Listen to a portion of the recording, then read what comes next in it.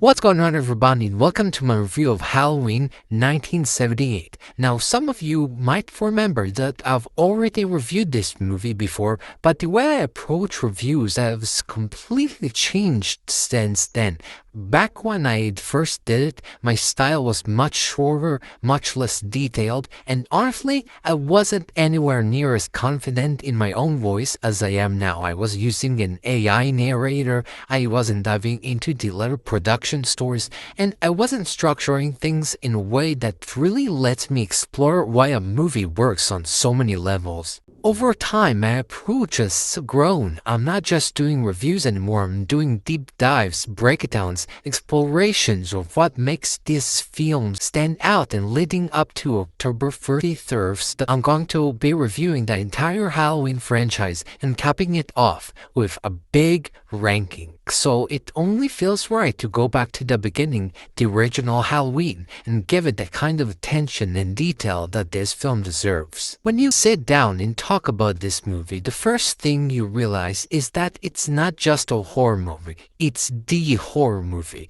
This is one of those films that has reached such legendary status that calling it a classic almost feels like an understatement. And the crazy thing is, every time I revisit it, I realize again just how perfectly it's put together. It's one of those rare cases where a film doesn't age, doesn't fade, doesn't feel like it belongs only to its era. Instead, it keeps proving itself timeless. The suspense is still effective, the atmosphere still gets under your skin, and Michael Myers is still, without a doubt, the single scariest and most iconic horror figure to ever exist. This isn't just my personal horror icon, this is one of the greatest villains in cinema history. The story is so simple, it almost sounds bare bones on paper, but that's part of its genius. On Halloween night in 1963, a 6-year-old Michael Myers stabs his older sister Judith to death in their home in Haddonfield, Illinois. No motive, no explanation, just a shocking act of violence that sets the tone for everything to come. Michael is institutionalized under the care of Dr. Sam Loomis, and for 15 years, Loomis studies him, not to rehabilitate him, but to understand the embodiment of evil itself.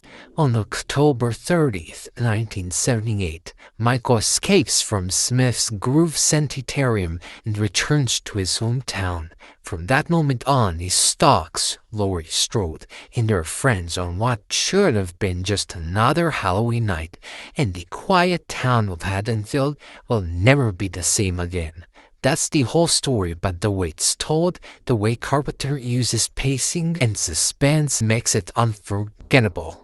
One of the things that makes Halloween so special is how it was made. This wasn't a big studio project with millions of dollars to throw around. This was an independent film, shot in just about 20 days, with a budget of around $300,000. That's nothing, even by the standards of the late 1970s. Carpenter and his crew had to be resourceful with everything. Those famous autumn leaves blowing across the street, they were actually just bags of fake leaves being collected and reused from scene to scene because they were shooting in Southern California, where it doesn't exactly look like fall. The houses didn't really have that Midwestern look either, so they had to frame their shots carefully, hiding palm trees in the background whenever they could. It's one of those cases where the limitations actually forced the filmmakers to be more creative,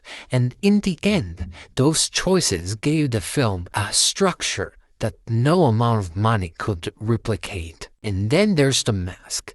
Everyone knows the story by now, but it never stops being amazing. They bought a cheap William Shatner mask from a local costume shop, widened the eye holes, painted it white, and teased the air. That's it. Out of that simple last-minute solution, they created one of the most terrifying, iconic images in the history of cinema. That blank and motionless face became the perfect representation of Michael Myers, because that's the thing. Michael isn't supposed to be a man. He's not supposed to have personality or motivation or depth. He's the shape. He's evil incarnate. The mask, the way Nick Castle played him with that stiff, inhuman body language, the way Carpenter framed him just lurking in the background, it all made him feel less like a killer and more like a force of nature.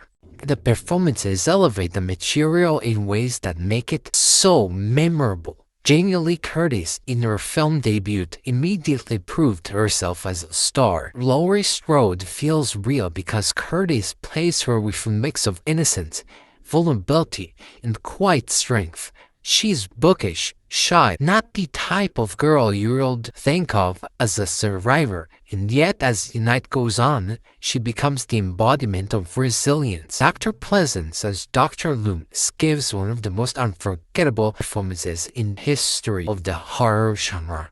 I spent 8 years trying to reach him, and then another 7 trying to keep him locked up because I realized that what was living behind that boy's eyes was purely and simply evil. He delivers every line with such conviction, especially when he talks about Michael as purely and simply evil that you can't help but believe it. Even the smaller roles, like Annie and Linda, are iconic in their own way. Deborah Hill's writing gave them a natural teenage voice that makes their conversations feel authentic, which only makes it more disturbing when they're picked off one by one. And of course, we have to talk about the music. Carpenter's score is just as legendary as the movie itself. That simple, relentless piano theme is instantly recognizable, and it's the heartbeat of the entire film.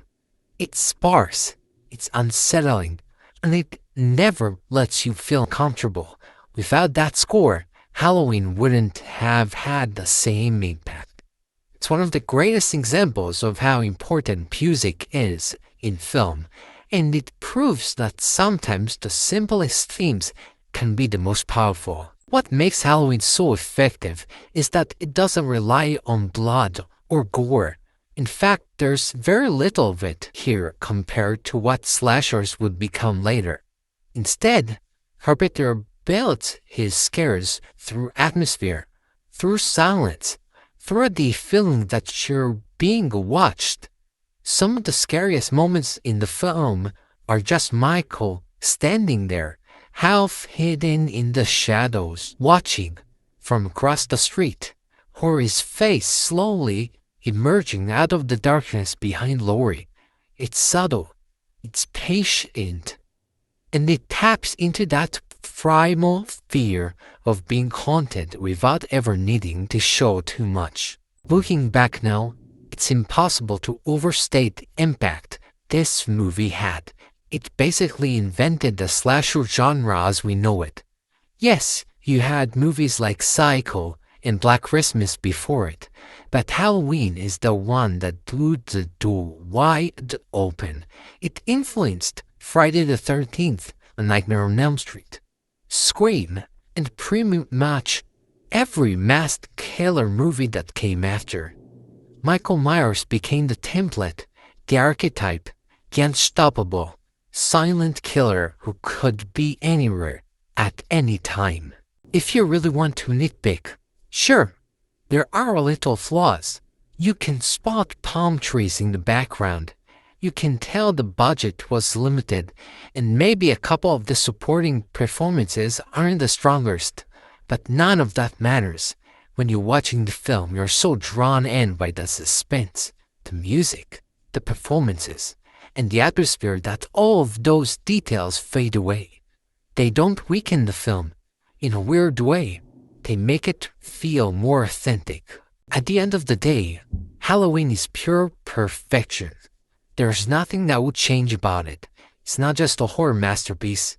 It's a cinematic masterpiece.